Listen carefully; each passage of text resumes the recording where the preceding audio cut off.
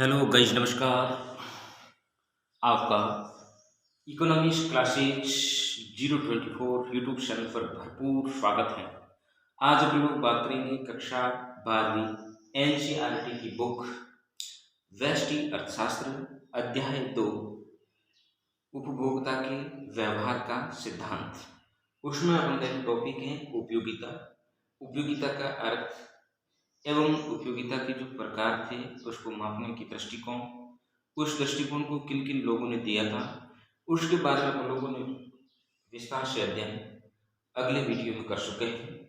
आज हम लोग पढ़ेंगे गणनावाचक उपयोगिता के मापने के दृष्टिकोण के दो प्रकार हैं।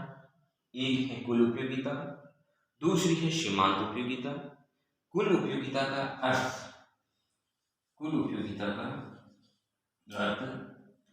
किसी वस्तु की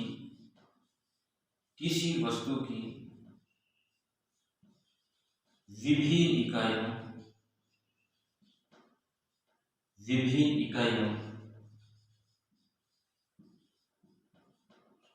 इकाइयों के प्रयोग से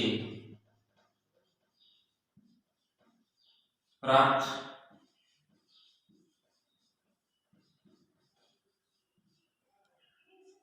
उपयोगिता के योग को कुल उपयोगिता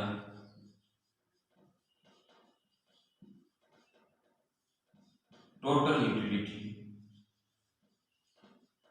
कहते हैं। यह है कुल उपयोगिता का अर्थ। कुल उपयोगिता ज्ञात करने का जो इसका सूत्र है, फॉर्मूला, वो है टोटल यूटिलिटी ऑफ एक्स वस्तु की, तो होगा ux1 ux2 plus ux3 ux n। इनसे जो प्राप्त होने वाली उपयोगिता का जब योग किया जाएगा, प्रत्येक इकाई के जब योग को कुल उपयोगिता कहेंगे, या फिर इसको हम लोग लिख सकते हैं marginal utility 1 plus marginal utility 2 plus marginal utility 3, इनका भी योग टोटल यूटिलिटी के बराबर होता है। अब हम लोग बात करेंगे सीमांत उपयोगिता। सीमांत उपयोगिता का अर्थ, सीमांत उपयोगिता का अभिप्राय है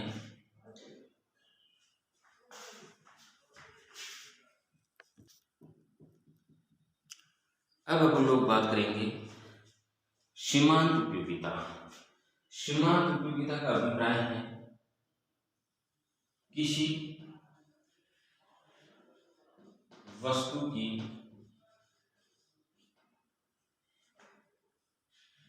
अतिरिक्त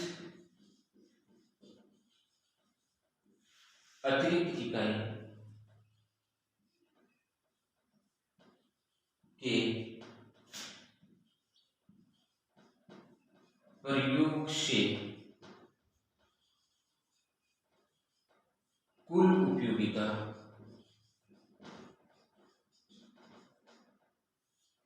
में होने वाले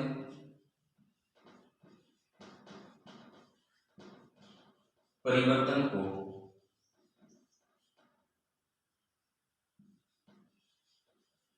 सीमांत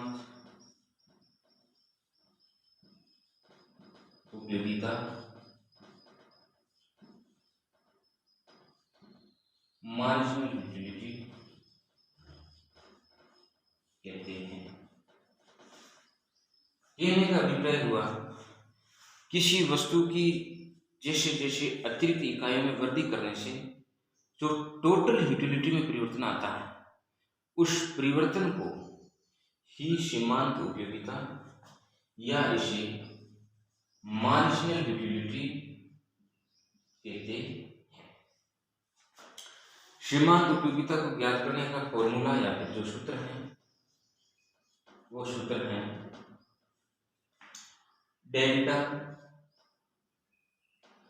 मार्जिनल यूटिलिटी बराबर डेल्टा टी यू बटा डेल्टा क्यू, अर्थात कुल उपयोगिता में परिवर्तन और वस्तु की अतिरिक्त इकाई में परिवर्तन। इसका दूसरा और फॉर्मूला है मार्जिनल यूटिलिटी बराबर total utility n minus total utility n minus 1, अर्थात पहली कुल उपयोगिता और बाद की कुल उपयोगिता और पहले की उपयोगिता को उसमें से माइनस कर देंगे तो जो प्राप्त होगी उसको अपन लोग सीमांत उपयोगिता कहते हैं। अब हम लोग बात करेंगे जो कुल उपयोगिता है। हेलो गाइस, नमस्कार। आपका इकोनॉमिक्स क्लासेस 024 यूट्यूब चैनल पर भरपूर स्वागत है। अब हम बात करेंगे कुल उपयोगिता एवं सीमांत उपयोगिता के बीच संबंध, किस प्रकार का संबंध है। टोटल यूटिलिटी कैसे ज्ञात करते हैं, उसका फॉर्मूला अर्थ आपको बता दिया गया। मार्जिनल यूटिलिटी कैसे ज्ञात करते हैं, इसका फॉर्मूला अर्थ आप लोग पढ़ चुके हैं। अब इस दोनों के बीच में क्या संबंध है उसके बारे में आप लोग अध्ययन करेंगे। यहाँ पर वस्तु की इकाई है, पहली इकाई को प्रयोग में लेने से कुल उपयोगिता प्राप्त होती 10, दूसरी इकाई काम में लेने पर उपयोगिता प्राप्त होती 15, तीसरी पर 18, चौथी पर 20, पांचवी को प्राप्त होता है 20 और छठी को प्रयोग में लेने पर प्राप्त होती है 18। अर्थात प्रारंभ के अंदर कुल उपयोगिता बढ़ती है, फिर वो स्थिर हो जाती है, फिर कुल उपयोगिता घटने लग जाती है। सीमांत उपयोगिता ज्ञात करने का फॉर्मूला आपको पता है, delta T U upon delta Q. प्रारंभ के अंदर सीमांत उपयोगिता 10 है, उसके बाद दूसरी सीमांत उपयोगिता होगी 5। आप ज्ञात करने का तरीका ध्यान रखना, ऊपर वाली में से नीचे वाले को ऊपर वाले को घटा देने से जो अंतर आता है वही अंतर सीमांत उपयोगिता होती है। इसको सारणी के द्वारा, अब इसको हम लोग डायग्राम के द्वारा भी समझ सकते हैं। जो पहली इकाई पर टोटल यूटिलिटी, ये है अपन का y अक्ष, ये है O, ये है x अक्ष, ये है अपन का O, ये है x अक्ष, ये है y अक्ष। OY अक्ष पर कुल उपयोगिता को लिया गया है और OX अक्ष पर इकाई की मात्रा को लिया गया है। जब प्रथम इकाई को काम में लिया जाता है कुल उपयोगिता प्राप्त होती है 10, दूसरी इकाई को प्रयोग में लेने पर कुल उपयोगिता प्राप्त होती है 15, तीसरी को काम में लेने पर कुल उपयोगिता प्राप्त होती है 18, चौथी को प्रयोग में लाने पर 20, चौथी इकाई को प्रयोग में लाने पर कुल उपयोगिता प्राप्त होती है 20, पांचवी पर भी प्राप्त होती है 20, छठी इकाई को प्रयोग में लाने पर उपयोगिता प्राप्त होती है 18। इन सभी बिंदुओं को जब हम लोग मिला देते हैं, तो हमको कुल उपयोगिता प्राप्त होती है। इसे हम लोग टोटल यूटिलिटी कहते हैं। टोटल यूटिलिटी के बाद में मार्जिनल यूटिलिटी, मार्जिनल पहली इकाई पर कुल उपयोगिता प्राप्त है 10, पहली इकाई पर प्राप्त है 10, दूसरी इकाई पर प्राप्त है 5, दूसरी इकाई पर प्राप्त है 5, तीसरी इकाई पर प्राप्त है 3, तीसरी इकाई पर प्राप्त है तीसरी इकाई पर प्राप्त है 3, चौथी इकाई पर प्राप्त है 2, चौथी इकाई पर प्राप्त है 2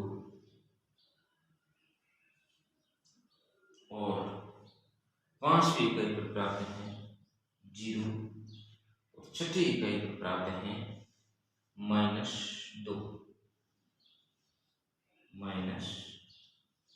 -2।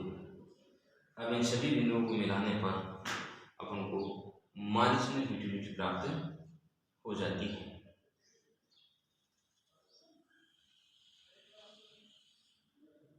ये ग्राफ है उनकी मार्जिनल यूटिलिटी का। अब इस दोनों के बीच में अपन लोग ग्राफ के रूप में भी संबंध लिख सकते हैं। जब प्रारंभ के अंदर कुल उपयोगिता बढ़ रही होती है, एक स्टेज के बाद कुल उपयोगिता स्थिर हो जाती है, उसके बाद कुल उपयोगिता घटने लग जाती है। इसी प्रकार से मार्जिनल यूटिलिटी प्रारंभ से ही कुल सीमांत उपयोगिता घटने लग जाती है।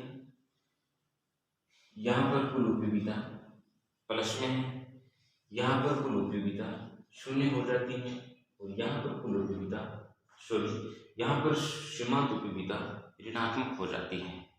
तो अब इसको आप लोग संबंध लिख सकते हैं डायग्राम को देख करके।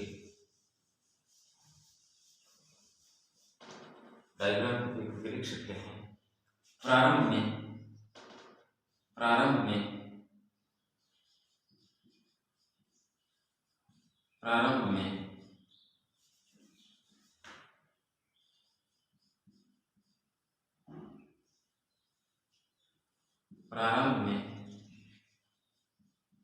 कुल उपयोगिता, यहाँ पर मैं डायरेक्ट लिख रहा हूँ टोटल यूटिलिटी बढ़ती है। दूसरा पॉइंट हो जाएगा एक बिंदु के बाद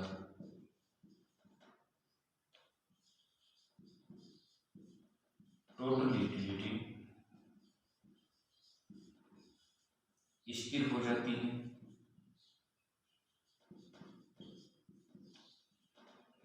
और लिख सकते हैं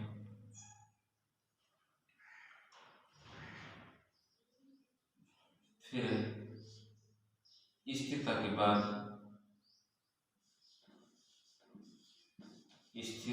बाद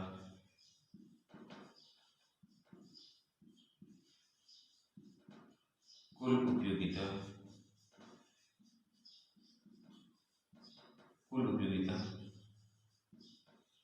घटने लगती है।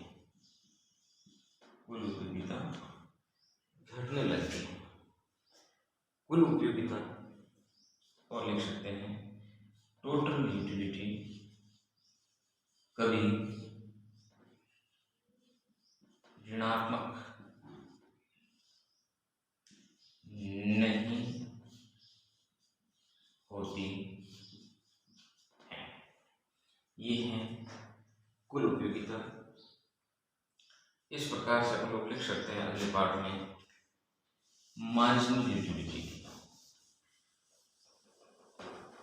अर्थात सीमांत उपयोगिता। लिख सकते हैं आरंभ में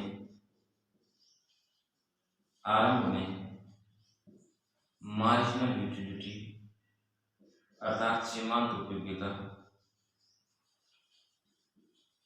अधिकतम होती है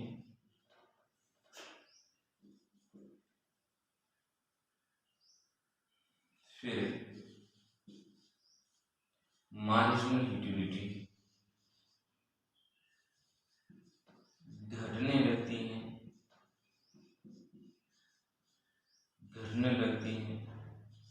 अगला कौन हो जाएगा मार्जिनल यूटिलिटी जब टोटल यूटिलिटी अधिकतम होती हैं तब मार्जिनल यूटिलिटी शून्य हो जाती है। अगला पॉइंट लिख सकते हैं, जब टोटल यूटिलिटी घटने लगती है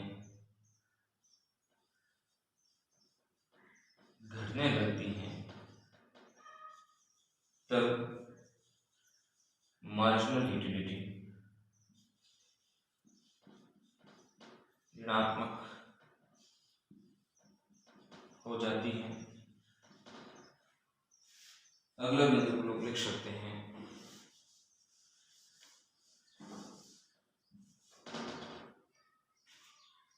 जब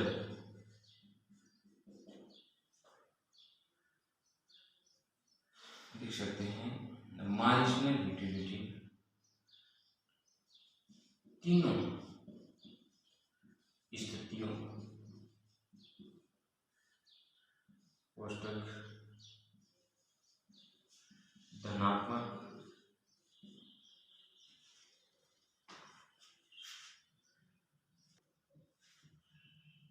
तीनों स्थिति में होती हैं, धनात्मक,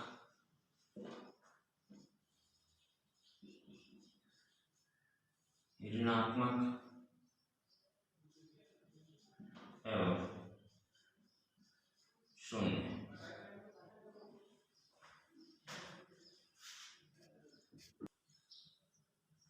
अर्थात मार्जिनल यूटिलिटी तीनों अवस्थाओं या तीनों स्थितियों जैसे धनात्मक, ऋणात्मक और शून्य हो सकती है।